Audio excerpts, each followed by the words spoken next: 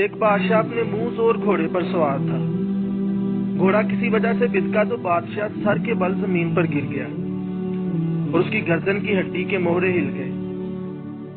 اب وہ گردن کو حرکت دینے پر بھی قادر نہ رہا۔ شاہی طبیبوں نے اپنی طرف سے سر توڑ کوششیں کی مگر وہ بادشاہ کا علاج نہ کر سکے۔ ایک دن یونان کا ایک حکیم بادشاہ کے پاس آیا اور اس قدر جاں فشانی سے علاج کیا کہ بادشاہ ٹھیک ہو گیا۔ علاج کے بعد وہ حکیم اپنے وطن لوٹ گیا۔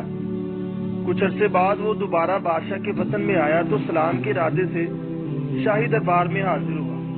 اب لازم تھا کہ بادشاہ ضرور قدردانی اس حکیم سے مروت اور مہربانی کا برتاؤ کرتا، لیکن بادشاہ ایسے بن گیا جیسے اس حکیم کو جانتا ہی نہ ہو۔ بادشاہ کے اس رویے سے حکیم بہت سخت رنجیدہ ہوا۔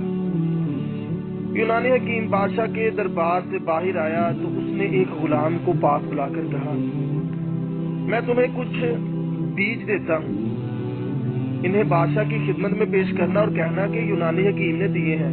انہیں دہتے انگاروں پر ڈال کر ان کی دھونی لی جائے تو بہت فائدہ ہوتا ہے۔ غلام نے وہ بیج بادشاہ کو پیش کر دیے اور ساتھ میں ان کے فوائد سے بھی آگاہ کر دیا۔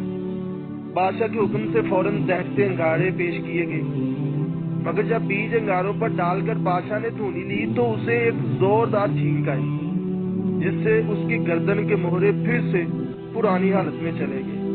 بادشاہ بہت چیخا چلایا، سپاہی دوڑائے کہ حکیم کو گرفتار کر کے لاؤ۔ باوجود بہت تلاش و بسیار کے اس حکیم کا کچھ پتہ نہ چلا۔ ساری عمر بادشاہ نے ایسے ہی گزار دی۔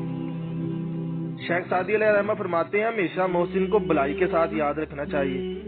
احسان فراموش شخص کمینہ ہوتا ہے اور فرمان خداوندی ہے کہ کمینہ شخص بلائی نہیں